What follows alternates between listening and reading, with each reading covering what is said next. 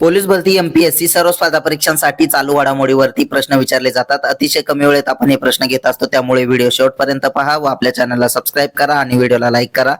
तर चला वेळ न घालवता आजचा पहिला प्रश्न पाहूया। पंतप्रधान नरेंद्र मोदी यांनी कोणत्या राज्यात अणुऊर्जा प्रकल्पाची पायाभरणी केली? तर त्याचं उत्तर आहे राजस्थान राज्यामध्ये।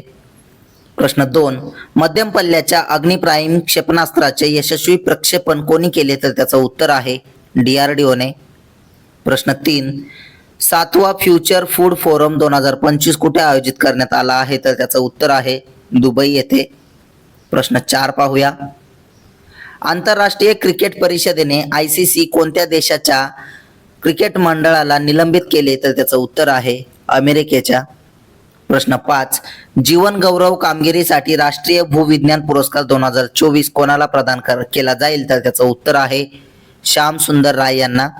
प्रश्न 6, कम्युनिकेशन्स अकाउंटचे नियंत्रक जनरल म्हणून कोणाची नियुक्ती करण्यात आली आहे? तर त्याचं उत्तर आहे वंदना गुप्ता यांची। प्रश्न 7 पाहूया। संरक्षण मंत्रालयाने 97 LCA MK1A विमानांच्या खरेदीसाठी कोणासोबत करार केला आहे? तर त्याचं उत्तर आहे हिंदुस्तान एरोनॉटिक्स लिमिटेड सोबत। प्रश्न 8, आशियातील सर्वात मोठ्या रेल्वे ऑपरेशन हबचे अनावरण कुठे करण्यात आले? तर त्याचं उत्तर आहे साबरमती येथे। प्रश्न 9, नवी दिल्ली येथे झालेल्या ISSF ज्युनियर वर्ल्ड कप 2025 मध्ये महिलांच्या 50 मीटर प्रोन रायफल स्पर्धेत अनुष्का ठाकूरने कोणते पदक जिंकले? तर त्याचं उत्तर आहे सुवर्ण पदक। प्रश्न 10 पाहूया। भारत सरकारने कोणत्या राज्यात ओझू जलविद्युत प्रकल्पाला मान्यता दिली आहे? तर त्याचं उत्तर आहे अरुणाचल प्रदेशमध्ये। प्रश्न 11, कोणत्या राज्यात जलद कर्करोग प्रतिबंध कार्यक्रम सुरू करण्यात आला आहे? तर त्याचं उत्तर आहे पंजाब राज्यामध्ये।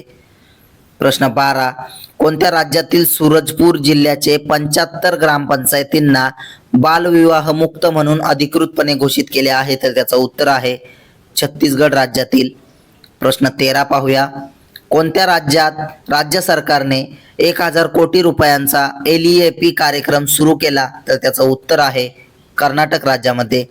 प्रश्न 14, कोणत्या मंत्रालयाने द्रव्य पोर्टल सुरू केले आहे? तर त्याचं उत्तर आहे आयुष मंत्रालयाने।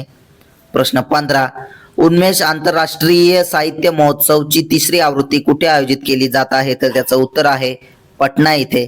असेच रोजचे चालू घडामोडीवरील प्रश्न अतिशय कमी वेळेत पाहण्यासाठी आपल्या चॅनलला सबस्क्राईब करा आणि व्हिडिओला लाईक करा। धन्यवाद।